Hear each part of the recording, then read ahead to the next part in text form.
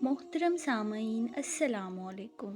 मलिक बिन दिनार रहमतुल्लाह अलैह से इनकी तौबा का सबब पूछा गया तो इन्होंने कहा, मैं एक सिपाही था और शराब का रेसा था। मैंने एक नफीस बांदी खरीदी और वो मेरे दिल में ख़ास मुकाम की मालिक बन गई। इससे मेरी एक बच्ची पैदा हुई।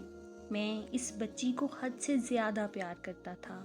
जब वो ज़मीन पर घसीट कर चलने लगी तो मेरे दिल में इसकी मोहब्बत और ज़्यादा बढ़ गई। वो मुझसे मानूस हो गई और मैं इसके सामने जब भी शराब ला कर रखता तो वो आकर खींचा तानी करके मेरे कपड़ों पर शराब बहा देती। जब इस बच्ची की उम्र 2 साल हो गई तो वो मर गई। मेरे दिल को इसके गम ने बीमार कर दिया।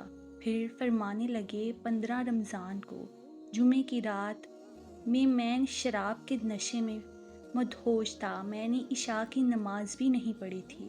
मैंने ख्वाब में देखा कि सूर फूंका गया और क़यामत कायम हो गई। मुर्दे कब्रों से उठाए गए और तमाम मखलूक को जमा किया गया, जिनमें मैं भी था। मैंने अपने पीछे आहट सुनी। मुड़कर देखा तो एक बहुत बड़ा अजदहा है। काले रंग का, आंखें नीली हैं, मुंह खोले मेरी तरफ दौड़ा आ रहा है। खौफ और दहशत के मारे मैं भागा। रास्ते में एक सुथरा लिबास पहने शख्स के पास से गुजर हुआ। मैंने सलाम कहा, इसने जवाब दिया। मैंने कहा, बाबा मुझे इस अस्तहे से पनाह दो, तुझे अल्लाह पनाह दे। वो बूढ़ा रोने लगा और कहा, मैं कमज़ोर और ज़ईफ़ हूँ और ये अस्तहा ज़बरदस्त है, ये मेरे बस में नहीं। आगे चलो और भागो, शायद अल्लाह तेरी निजात की कोई सूरत बना दे। मैं आगे भागने लगा और बुलंद जगह पर चढ़ गया। इधर मैंने जहन्नम के तबकात को झांका तो देखा, इनकी हौलनाकियाँ देखीं। करीब था कि अस्तहे के खौफ से मैं इनमें गिर जाता। मुझे किसी ने आवाज़ देकर कहा, यहाँ से आगे जाओ तो यहाँ के रहने वाले नहीं हो। मैं इसकी बात से मुतमईन हो गया और वहाँ से वापस लौटा तो अस्तहा मेरे पीछे था। फिर दोबारा इस बूढ़े के पास आया और कहा, बाबा मैंने आपसे दरख्वास्त की कि इस अस्तहे से मेरी जान छुड़ाओ, आपने कुछ नहीं किया। वो बूढ़ा फिर रोने लगा और कहा, मैं नातवा हूँ। अलबत्ता तुम इस पहाड़ के पास जाओ जहाँ मुसलमानों की अमानतें हैं। अगर तुम्हारी कोई अमानत हो तो वो तुम्हारी मदद करेगी। मैंने देखा, चांदी का एक गोल पहाड़ है और इसमें जगह जगह सुराख और रोशनदान हैं और पर्दे लटके हुए हैं। हर रोशनदान पर सोने के 2 पटे हैं और इनके कब्जे याकूत के हैं और आराइश मोतियों की। हर पटे पर एक रेशमी पर्दा है। जब मैंने पहाड़ की तरफ नज़र दौड़ाई तो फ़ौरन इसकी तरफ भागा और अजदहा मेरे पीछे था। जब मैं पहाड़ के करीब पहुंचा तो एक फरिश्ते ने आवाज़ दी, पर्दे हटाओ, दरवाज़ा खोल दो और सीधे खड़े हो जाओ। शायद इस हाजतमंद की यहाँ कोई अमानत हो जो इसे इसके दुश्मन से निजात दिलाए। मैंने देखा, पर्दे हट गए और दरवाज़ा खुल गया और इन रोशनदानों से बहुत सारे बच्चे मेरी तरफ झांकने लगे। इनके चेहरे चांद की मानित थे।